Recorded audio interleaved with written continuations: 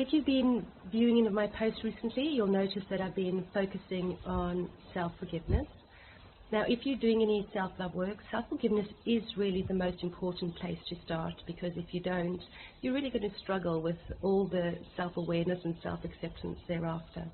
And also, you'll know that, or you won't know, but I'll tell you that those of us who have done the self-love work, it tends to only be because we've got ourselves into a lot of trouble.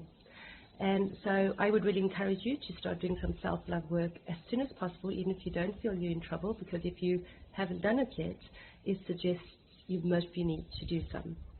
Okay, so now I've mostly become pretty good at being self-forgiving over the last few years since I've done my self-love work.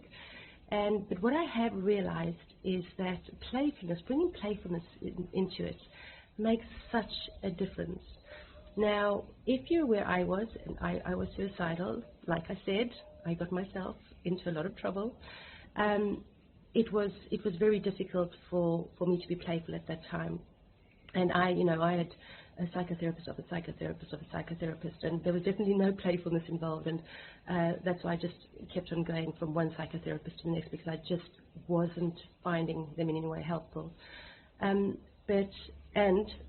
It was a good couple of years before I was able to bring that playfulness into it.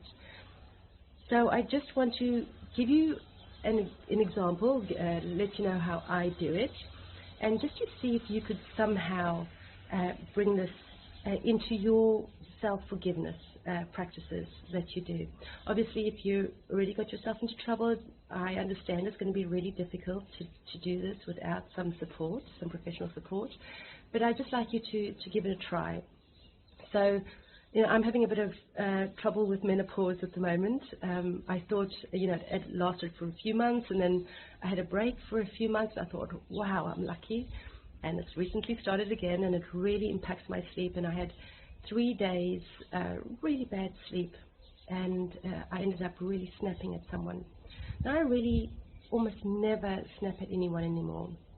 And I was, that whole thing, oh my goodness, how did I let myself do that?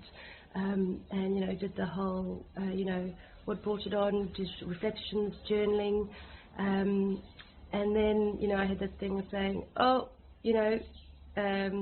you've got the better of me again, that inner critic. Okay, what can I do to get myself out of it? And, I identified next time I recognized my menopause, and, I recognized how I was feeling, and recognized I need to be very careful when I'm in that state again.